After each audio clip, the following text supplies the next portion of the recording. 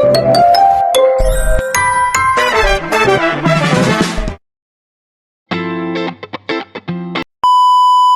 wabarakatuh.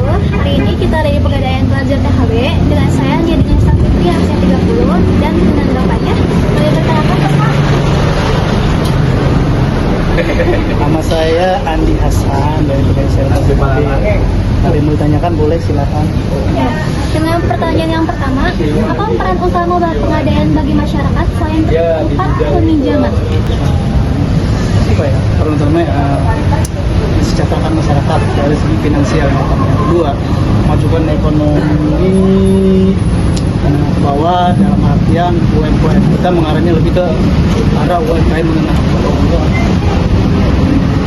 Yang kedua, apakah Pegadaian benar-benar membantu atau justru membuat masyarakat bergantung pada utang? Kalau bergantung pada hutang nggak gitu. Kalau menurut cara hutang, seluruh Indonesia mana yang nggak ada hutang? Pasti punya hutang. Realnya seperti itu. Tapi kalau ketergantungan enggak juga, karena selain Pegadaian banyak pembiayaan lain selain Pegadaian. Karena kalau Pegadaian itu selama saya beberapa tahun bergabung dengan Pegadaian, cenderung membeli solusi dalam tadi yang tadi finansial bukan dari berhutang. Kalau Pegadaian itu kata kasar mungkin berhutang, tapi lebih ke mitra ke nasabah ke masyarakat. Apa keunggulan Pegadaian dibanding bank atau pinjaman online? Keunggulan, kalau masa keunggulan tiap perusahaan itu pasti punya keunggulannya. Keunggulan itu bukan berarti membedakan, tapi kalau karena saya karyawan Pegadaian, saya mengunggulkan perusahaan saya bekerja.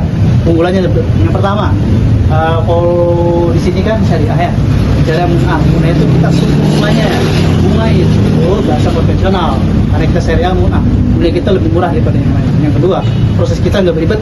Yang ketiga, jamin aman, jadi kita punya pemerintah. Apakah bunga atau sewa modal bisa memberatkan nasabah?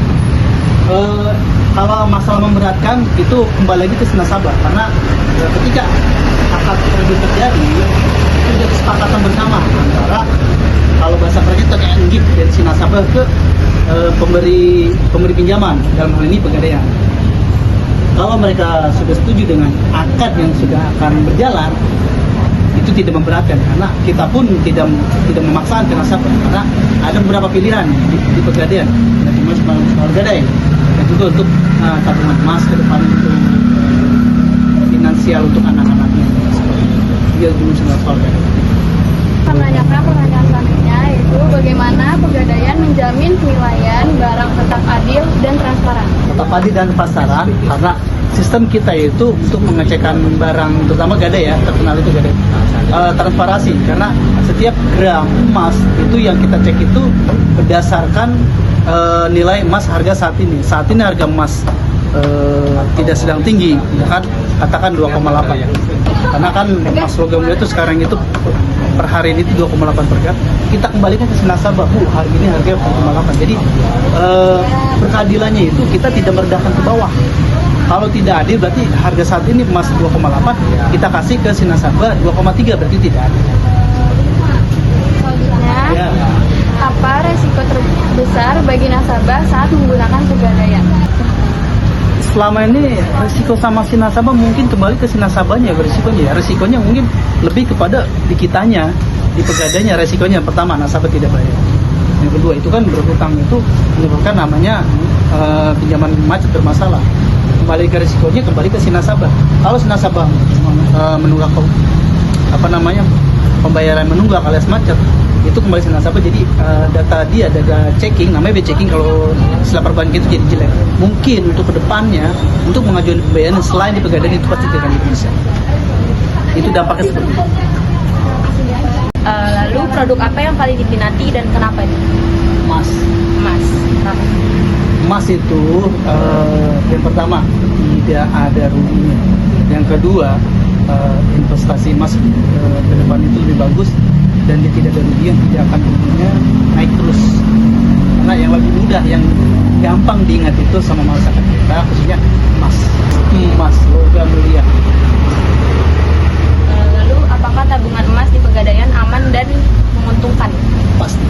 Karena yang kembali lagi tadi yang pertanyaan sebelumnya, mengenai harga emas saat ini untuk harga emas itu cenderung turunnya. Nah, cenderung turun itu sebenarnya itu kesempatan emas untuk orang-orang sekitar kita, masyarakat kita untuk berinvestasi di emas. Karena pada saat emas turun, mereka berinvestasi dengan harga yang saat ini. Ketika 2 tahun 3 tahun kemudian harga emas melonjak, dia jual di saat harga itu lebih menguntungkan karena harga sekarang itu 2,8. Untuk kedepannya itu ada prediksi udah dari perusahaan kita pun udah di remembering itu harga emas kedepannya untuk 2 tahun ke depan sekitar 5 juta rupiah. Karena kesempatan emas sekarang lah untuk berinvestasi. Saya Walyana Ragusin. Sekian dari kelompok kami. Assalamualaikum warahmatullahi wabarakatuh.